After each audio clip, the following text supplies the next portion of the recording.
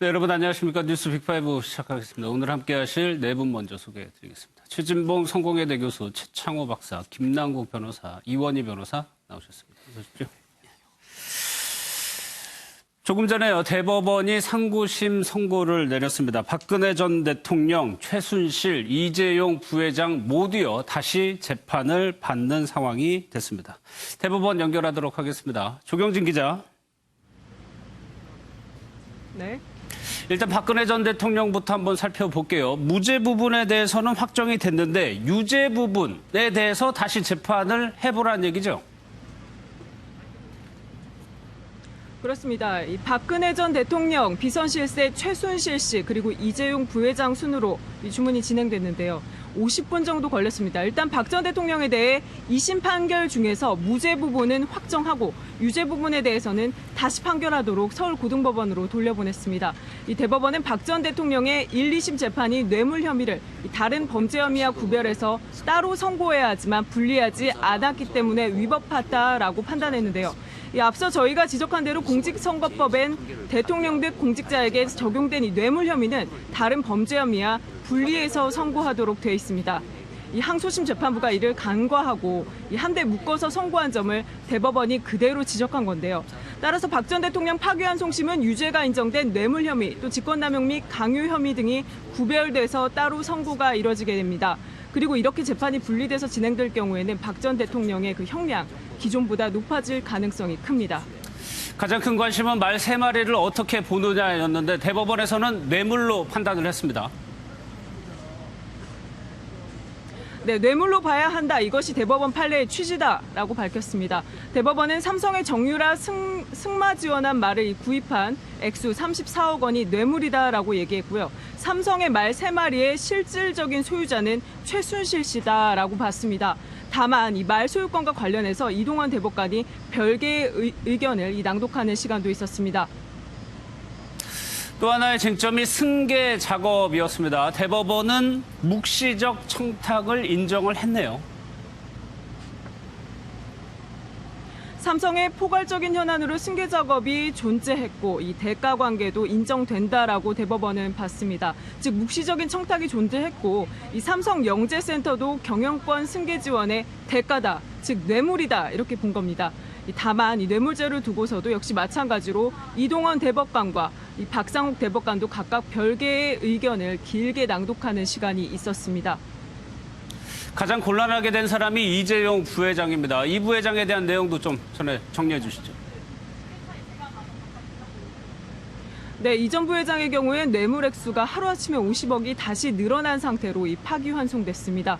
대법원이 정유라 씨의 승마 지원을 위한 말 구입액 34억 원과 이 삼성의 한국동계스포츠영재센터 16억 원을 지원한 것을 모두 뇌물로 봤기 때문인데요. 앞서 이 전 부회장 2심에서 징역 2년 6개월, 집행유예 4년을 받았습니다. 이는 뇌물 액수가 50억 미만이었기 때문에 집행유예 선고가 가능했던 건데, 하지만 대법원이 총 50억 원을 뇌물 액수로 이제 추가하는 그런 상황이 되면서 이 부회장은 파기환송심에서 실형을 받을 가능성이 커졌습니다. 즉 다시 영화의 몸이 될 수 있을 가능성이 커진 겁니다. 그러면요, 파기환송이 되면은 그 이후의 절차는 어떻게 진행이 되는 건가요? 네, 대법원이 지금 다시 3건 모두 고등법원으로 돌려보냈지 않습니까? 돌려보낸 취지에 대해서도 다 설명을 했는데요. 이제부터 대법원이 이 판단한 취지대로 파기환송심에서 결론이 가려지게 됩니다. 수개월 이상의 기간이 소요될 것이다. 이제 그렇게 보고 있습니다. 검찰의 입장도 나온 것 같던데 뭐라고 얘기를 하고 있습니까? 네, 곧바로 나왔습니다. 이 국정농단의 핵심 사안에 대해서 중대한 불법이 있었던 사실이 대법 판결을 통해 확인된 점에 큰 의미가 있다고 생각한다. 그리고 앞으로 진행될 파기환송심에서 법과 원칙에 따라 책임자들이 최종적으로 죄에 상응하는 형을 선고받도록 최선을 다할 것이다. 이렇게 공식 입장을 밝혔습니다. 또 잠시 뒤에 이 대법 앞에서는 최순실 씨의 변호인이 입장을 발표할 예정이고요. 또 박근혜 전 대통령의 변호인 오늘 선고 내용을 토대로 내일 박 전 대통령을 접견해서 이야기를 들어보겠다고 합니다. 더 자세한 내용은 이후에 더 전해드리도록 하겠습니다. 지금까지 대법원에서 MBN 뉴스 조경진입니다. 피고인 최서원과 박산진 사이에서 2015년 11월 15일경에는 살 시도와 향후 구입할 말들에 관하여 실질적인 사용 처분 권한이 피고인 최서원에게 있다는 의사의 합치가 있었다고 볼 수 있으므로 피고인들이 최서원에게 말들을 뇌물로 제공하였다고 볼 수 있습니다. 주문, 원심 판결의 피고인들에 대한 이유무죄 부분을 포함한 유죄 부분과 무죄 부분 중 범죄 수익 등의 처분에 관한 사실 가정에 의한 범죄 수익 은닉의 규제 및 처벌에 관한 법률 위반 부분, 피고인 이재용, 최지성, 장충기에 대한 사단법인 한국동계스포츠영재센터 관련 뇌물 공여와 특정경제 가중처벌 등에 관한 법률 위반, 횡령 부분을 파기하고 이 부분을 사건을 서울고등법원에 환송한다. 특별검사의 나머지 상고를 모두 기각한다. 오늘 대법원 선고에서 가장 크게 바뀐 점을 좀 보도록 하겠습니다. 김남국 변호사, 여기 말 세 마리를 어떻게 보느냐. 박 전 대통령을 판단한 거하고 이재용 부회장을 판단한 거 2심까지 다르게 봤었는데 대법원은 이것까지 다 뇌물이라고 인정을 한 거죠. 네, 전부 다 뇌물로 인정을 했는데요. 예. 이 말의 소유권이 누구에게 있느냐가 굉장히 중요합니다. 만약 말의 소유권이 최순실에게 있다라고 판단을 하게 되면 그 말 가액 자체가 전부 다 뇌물로 공유한 것으로 평가가 되는 것이고요.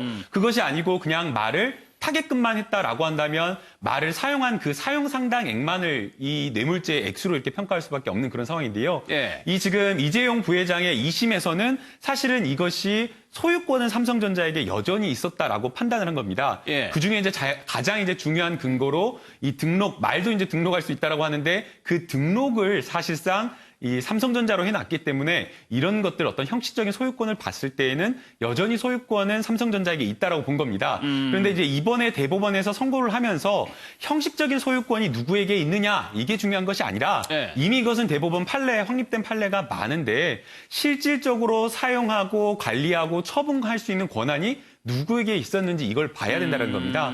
그래서 이 말 세 마리와 관련되어서 삼성전자와 최순실 씨의 간의 오간 이야기들 예. 그리고 실제 삼성전자에서 만약 이것을 소유권으로 인정을 했다라고 하면 이게 그냥 뭐 몇천 원도 아니고 수십억이기 때문에 삼성전자 법인 회계 자산으로 올라와 있어야 되는데 예. 이미 그런 데서 다 빠져 있고 삭제가 되어 있었던 이런 어떤 정황들에 비추어 보면 관리 처분권이나 소유권에 대한 부분이 최순실 씨에게 있었다라는 것을 삼성전자도 인정할 수 있다라고 하면서 예. 말을 준 것으로 나의 말을 뇌물로 공유한 것으로 봐야 된다라고 하면서 이 34억 원도 뇌물 액수에 포함이 예. 되게 된 겁니다. 그러면 이현희 변호사님, 이게 뇌물로 보자면 무언가 아쉬운 부분이 있어서 대가성이 인정이 돼야 되는데 그게 이제 승계 작업이란 말이에요. 그러니까 승계 작업에 대한 판단도 최종적으로 대법원이 판단을 한 겁니다. 그렇죠. 이 승계 현안이라는 것이 과연 있었느냐 없었느냐, 그리고 현안에 대해서 어떤 묵시적으로나마 부정한 청탁이 있었느냐 없었느냐가 실질적으로 뇌물이 되느냐 안 되느냐를 가르는 중요한 쟁점이 됐었는데 예. 사실 그 부분에 대해서는 박근혜 전 대통령의 1심도 그렇고 그리고 이재용의 1심, 2심에서도 굉장히 좀 논란이 있었던, 그러니까 이견이 있었던 부분이었습니다. 그렇지만 예. 결과적으로는 이재용 부회장의 1심 재판과 가장 유사한 결론을 대법원에서 내렸다. 그것은 꼭 명시적이 아니라 하더라도 당시에 어떤 제일모직과 삼성물산 간의 합병 문제에 대해서 묵시적으로 그리고 포괄적으로 당연히 그런 것이 일종의 현안으로서 충분히 승계 작업에 대한 부정한 청탁으로 볼 수 있는 예. 묵시적인 청탁이 있었다라고 보는 것이고 예. 그리고 이 부분이 사실 이제 와서 검찰에서 지금 삼성바이오로직스에 대한 수사가 진행되고 있는 점까지 고려가 된 것이다라고 봐야 될 것 같습니다. 그래서 대법원도 글쎄 아마 삼성바이오로직스에 대한 수사 내지는 이런 아마도 검찰 쪽에서 그 부분에 대해서 계속 지속적으로 의견을 제시했을 것 같은데 그 부분이 없었다라면 더 고민을 했을 영역이겠지만 예. 사실 제일모직과 삼성물산 간의 합병 문제뿐만 아니라 결국은 이것이 삼성바이오로직스와 연결되는 그래서 지금까지도 논의되고 있는 문제가 되고 있는 이런 승계 작업들이 아마도 있었을 것이다. 그렇다고 한다면 예. 결국은 당시 박근혜 전 대통령과 이재용 부회장 사이에 묵시적으로 충분히 미필적으로도 내가 어떤 청탁을 했을 때 이것이 예. 국민연금의 압박을 이제 이용해서 결과적으로 합병의 그 승계 작업에 도움이 될 것이다라고 예. 하는 상호 간의 묵시적 청탁 그리고 그 부분에 대해서 인정하는 이해하는 부분이 있었을 것이다라고 하는 것이 대법원의 예. 요지입니다. 이게 대법원 선고여가지고 변호사분들에게 질문을 드릴 수밖에 없는 건데 이게 왜 중요하냐면 그렇게 되면은 이 말 세 마리의 가격이 34억 원, 영재센터까지 네. 포함하면 무려 50억 원이 추가가 되기 때문에 기본적으로 알고 있기에 50억 원이 넘으면 법 적용이 달라진다고 알고 있거든요. 네, 이 뇌물 액수에 따라서 법정형 하한이 바뀌게 되는데요. 50억 원이 넘어가게 되면 5년 이상이 법정형이 되게 됩니다. 예. 그렇기 때문에 사실상 장량 감경이나 이런 것들을 한다고 하더라도 파기환송심에서 양형을 선고를 할 때에 과연 집행유예가 가능하겠냐라는 그런 지금 예측이 많은 상황인 거고요. 그 예측은 사실은 전례가 있습니다. 바로 1심 법원에서 이재용 부회장의 1심 법원에서 선고를 할 때 전부 다 지금 대법원 같이 판단을 해가지고 징역 5년형을 선고를 했기 때문에 예. 양형과 관련되어서 판단할 수 있는 양형 자료가 크게 달라지지 않았다고 한다면 1심이 선고가 한 것처럼 징역 5년형이 선고될 수밖에 없기 때문에 사실상 지금 이재용 부회장으로서는 굉장히 지금 난처하고 곤란한 상황에 처한 것이 맞는 것 같습니다. 알겠습니다. 박근혜 전 대통령 관련한 내용 볼까요? 이게 뭐 사면 얘기 이슈 그 정도 이번에 대법원에서 형이 확정이 되면은 일단 사면을 위한 기본적인 요건은 갖추기 때문에 그게 논의가 될 수는 있었겠는데 예. 다시 파기환송되면서 그 얘기도 이제 못하게 그렇죠. 지금 된 상황이 상황이- 정치적으로 사면 얘기를 하기가 어려운 상황이 됐죠. 예. 왜냐하면 파기환송돼서 다시 고법으로 돌아갔잖아요. 거기서 또 재판을 해서 시간이 어느 정도 걸립니다. 이게 다시 대법원에 올라와서 또 재판을 할 수도 있어요. 그러면 완전히 형이 확정됐다고 보기 힘든 거죠, 지금. 그러니까 박근혜 전 대통령은 지금도 재판 중인 것이고 재판 중인 사안에 대해서 사면을 논하거나 거론하거나 이럴 수 있는 상황이 아니라고 봐요. 또 예. 문재인 대통령이 취임하면서부터 끊임없이 얘기했던 게 사면을 엄격하게 적용하겠다고 얘기하지 않았습니까? 예. 사면의 요건도 갖춰지지 않은 상태에서 박근혜 전 대통령에 대한 사면 얘기가 나올 가능성이 낮다. 그리고 이제 이번 일을 계기로 해서 이런 그 정치적으로 문제가 되는 사람들이 사면 얘기 가지고 조금 있으면 풀려날 거라는 기대감을 가지고 있다고 하면 나중에 나쁜 일 할 수 있는 개연성이 더 높아지지 않겠어요? 그런 예. 부분을 엄격하게 적용해야 될 필요성이 있다 이렇게 봅니다. 근데 최창원 교수님 뭐 주변에서 얘기를 이게 직접 들은 건 모르겠는데 재판하는 건 알고 있다. 대법원 선고가 있는 건 알고 있는데 별다른 언급이 없었다. 뭐 당연한 것이 한참 전부터 재판을 지금 안 나오고 있는 상황이거든요. 그렇죠.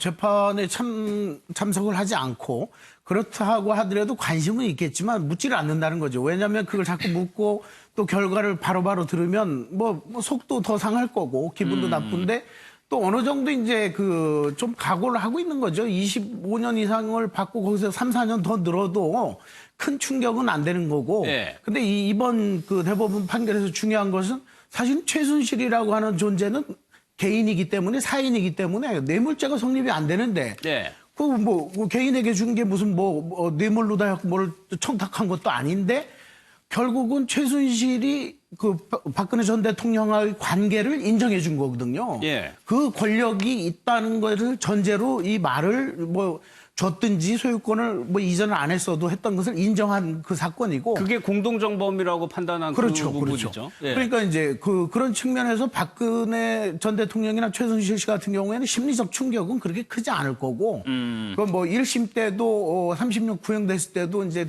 뉴스도 보지 않고 듣지도 않고 있다가 예. 그 교도관이 알려줘서 듣고 나서는 망연자실 말을 못했다고 이제 말을 한동안 잊었다고 하는데 제가 보기에는 그거보다는 삼성이 굉장히 이제 깝깝해지는 거죠. 을의 입장에서 대통령의 요구를 거부할 수 있는 사람이 누가 있었겠느냐. 예. 거기서 그렇게 된 것은 이제 대법원은 법리만 가지고 따지다 보니까 그런 거는 고려하지 않고 그냥 법적으로만 이렇게 해석을 하니 깝깝하죠. 그리고 예. 삼성의 미래는 정말 이제 스스로도 알겠습니다. 예. 불안하게 생각할 겁니다. 그러면 이원희 변호사 이게 박근혜 전 대통령 같은 경우에는 뇌물 혐의를 따로 봐라고 얘기를 했어요. 이게 같이 항소심에서 봤었는데 네, 그렇습니다. 따로 본다는 것이 어떤 형량이라든가 이런 거에 영향을 미칠 수가 있는 겁니까? 그럴 수 있다고 봅니다. 예. 왜 그러냐면 지금 이제 공직선거법상의 규정을 어떻게 보면 1심과 2심이 놓친 것 같아요. 그게 공직선거법상에서는 뇌물죄, 특가법상의 뇌물죄라든지 알선수뢰 등의 뇌물죄 같은 경우는 다른 죄와 분리해서 선고를 하도록 되어 있는데 1심과 2심이 이것을 모두 합쳐서 그냥 선고를 해버렸단 말이에요. 예. 그런데 이것이 경합범일 경우에는 가장 높은 형량으로 선고를 하지만 실질적으로 이게 분리선고가 될 때에는 이 뇌물죄가 과연 얼마 정도의 형량이냐를 따로 분리해서 심사를 하게 되고 그 경우에는 다른 죄와 비교했을 때 아마도 조금 더 높은 형량으로 선고될 가능성이 더 많지 않나라고 하는 것입니다. 물론 그러니까 그게 기존보다 높아지는 거지 막 대폭 높아지거나 그런 건 아니라는 그렇습니다. 거죠? 왜 그러냐면 어차피 지금 이런 부분이 선고를 분리해서 해야 된다는 측면이지 어떤 이 죄에 대해서 다시 판단해야 된다라는 부분은 아니거든요. 그렇지만 경합범과 분리해서 선고하는 부분에 있어서의 약간 형량의 계산이 조금씩 다를 수가 있고 물론 원심법원으로 돌아가서 원심법원이 선고만 분리해서 하고 합산된 형을 똑같이 맞출 수도 있습니다. 예. 그렇지만 아마도 약간이라도 조금 더 그 형량이 늘어날 가능성이 높지 않나. 왜 그러냐면 지금 박근혜 전 대통령 같은 경우 스스로 항소도 포기한 상태이기 때문에 특별히 감형도 어려운 상황이어서 아마도 기존에 똑같이 맞춰서 합산된 형량이 지금과 똑같은 24년이 아니라 25년이 아니라 결과적으로 조금 더 늘어날 가능성이 네. 더 높다고 보고 있습니다. 그럼 김남국 부소장, 네. 최순실 씨 같은 경우에는 일부 강요죄는 성립이 안 된다. 그 부분만 수정이 되는 겁니까? 그 부분은 어떤 영향을 미칩니까? 네, 최순실 씨와 관련되어서 상고 대법원에서 판단한 부분, 다르게 판단한 부분이 있는데요. 예. 강요죄와 관련된 부분에 있어서는 무죄를 선고를 했습니다. 이 강요죄가 성립이 되려면 폭행 또는 협박이 있어야 되는데 최순실 씨와 박근혜 전 대통령이 공모해가지고 대기업에 기금 좀 출연해라라고 이야기를 했을 때 그 당시에 어떤 상황이라든가 또 중간에 안종범 전 수석이 이 말을 대기업에 전달하고 그랬었는데 이 안종범 수석이 대기업 총수들과 기업 관계자들과 나눈 이야기라든가 이러한 것들을 보면 이 강요죄를 인정할 만한 그러한 어떤 언사라든가 그러한 어떤 정황을 찾아보기 힘들다라고 하면서 이 강요죄와 관련되어서는 일부 이 무죄가 된다라고 예. 지금 이렇게 선고를 했기 때문에 예. 파기환송심에서는 해당 부분을 이 강요죄와 관련된 부분을 무죄로 판단을 해가지고 여기 대법원 심리에 따라서 판단을 할 수밖에 없고요. 그렇다라고 한다면 최순실 씨의 양형도 일정 부분은 조금 줄어들 수 있다. 좀 낮아질 수 있겠네요, 최순실 씨는.